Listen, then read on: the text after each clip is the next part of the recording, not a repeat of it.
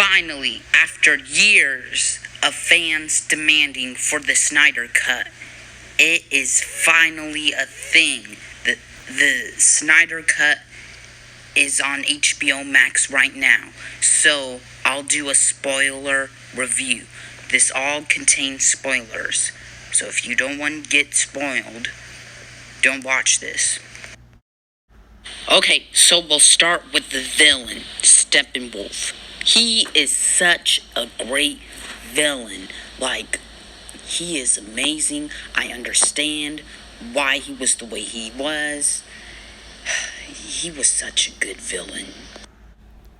I have never liked Zack Snyder's films, but this film is amazing. Like, I've never liked any Zack Snyder film like this. Like, I think Zack Snyder's Justice League is his best movie yet. And the villain is so great that I think it's Zack Snyder's best villain. Zack Snyder did a lot of character work. What he did with Cyborg was amazing. Like, you gotta feel sorry for Cyborg. And at that ending, when he lost his dad, I think that was one of the best emotional Zack Snyder things in history. And I think that you gotta feel sorry for Cyborg. And wow, they did Zack Snyder, Justice League, Cyborg, amazing.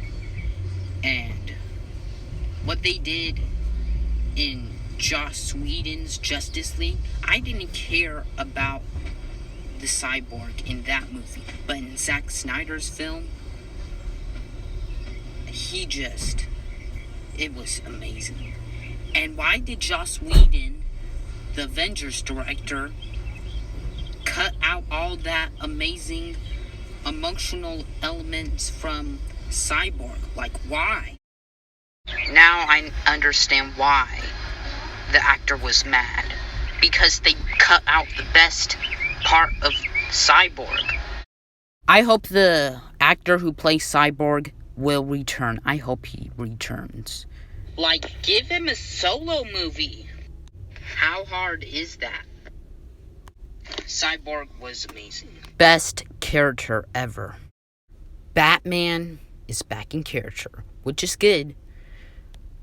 Batman in Joss Whedon's Justice League, he was a little goofy, but in this one, he's taken a little bit more seriously and more like Batman. Wonder Woman's great as always. The Flash is a little bit more funnier, and I know what they're trying to do with the Flash. They're trying to make him like the Michelangelo of the Teenage Mutant Ninja Turtle, the funny one.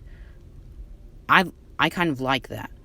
I like the idea that Flash is supposed to be the funny member of the Justice League. I like that idea. So I think the jokes for Flash were a little bit more funnier. Not the best, but funny. When Flash used the Speed Force, that reminded me of the comic of The Flash in Flashpoint.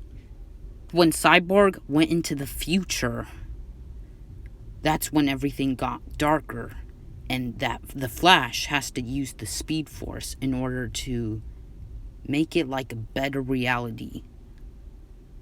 But I think for the possible future of the nightmare sequence, I think that will lead into a possible Justice League 2, if that maybe happens. And that the future is going to be darker and Darkseid rules the earth. I think that's what's going to happen. And that it's going to lead into this somehow. But in that nightmare sequence, Superman goes evil once again, and he's going to work with Darkseid. and Darkseid is going to take him in. And it is a darker reality. Aquaman's gone. And Wonder Woman had like a funeral. And it's all going to lead into this. And I think that is some good stuff right there. And if you make a second Justice League movie in this version, I think it's going to be a good idea if you explore the nightmare sequence. Because I wanted a little bit more of the nightmare sequence in Zack Snyder's Justice League. But that might lead into a sequel. So I hope that we can explore the nightmare sequence. Let's talk about that nightmare sequence. Like, wow. That was... like, we got to see Jared Leto's Joker get to communicate with Batman. Like, wow. It's all we wanted. And we finally get it, and they actually reference Robin for the very first time. So, maybe... and it revealed that Batman wasn't there to save Robin at the time. But Joker was the one who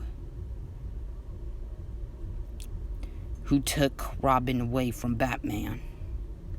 And that is good and excellent. And it can maybe lead into the future. And I liked how even Batman losing some members of the Justice League is still having a team, even in this nightmare setting. The nightmare scene was excellent. Talk about Superman being brought back to life. It was good. I understand why he's wearing the white and black suit. It's supposed to be like a healing suit, but I don't understand why at the end he still wears this. I don't understand. But he wasn't like in the movie that long. That's my only complaint. So, let's talk about that surprise cameo the director was teasing. I thought the surprise cameo was going to be Ryan Reynolds' Green Lantern. I actually thought that. Turns out the surprise cameo was Martian Manhunter.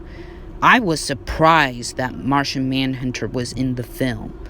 Like, I was surprised. So, Martian Manhunter goes to Bruce's house after he has that nightmare, and he might join the League of the Justice League. But I didn't understand why Bruce Wayne didn't take that as a threat. I didn't understand that.